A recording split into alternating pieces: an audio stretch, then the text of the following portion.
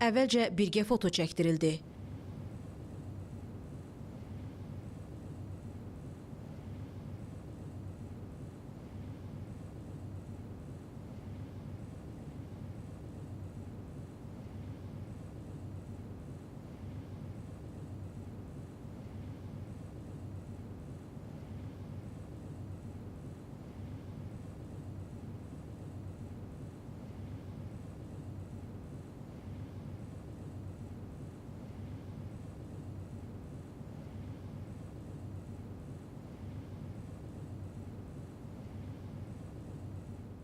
ABŞ prezidenti Donald Trump tədbirdə çıxış etdi.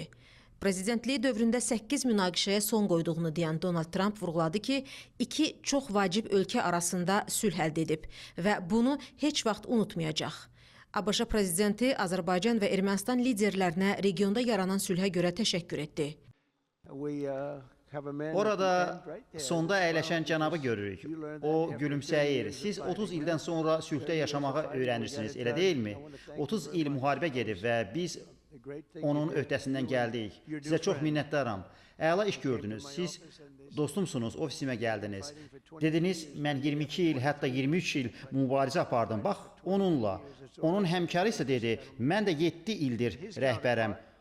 Onunla mübarizə aparmışam. Biz isə 24 saatın içərisində işi yerinə yetirdik. Çox yaxşı sülh alındı. Düşünürəm ki, onlar artıq dostdur.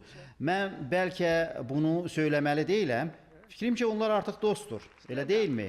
Qalxın ayağa, qalxın ayağa. Bunlar iki möhkəm iradəli insanlardır. Elə bilirsiniz asan idi? Yox, asan deyildi. İki sərt insandır, amma yaxşı insanlardır. Oval ofisdə idik. Onlar ikisi də gəldi. Biri otağın bir tərəfində, digəri o biri tərəfində.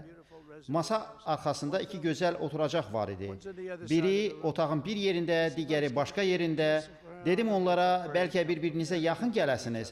Onlar biraz tərəddüd edirdi. 32 il idik ki, bir-birini məhv edirdi. Dedim, bir-birinizə yaxın dayanın. Bir saat keçdi və onlar yan-yana oturdular. Razılaşma etdik, bir-birinin əlindən sıxdılar, imzaladılar. Biz iki mühüm ölkə ilə sülhün əldə olunmasına imkan yaratdıq. Heç vaxt unutmaram.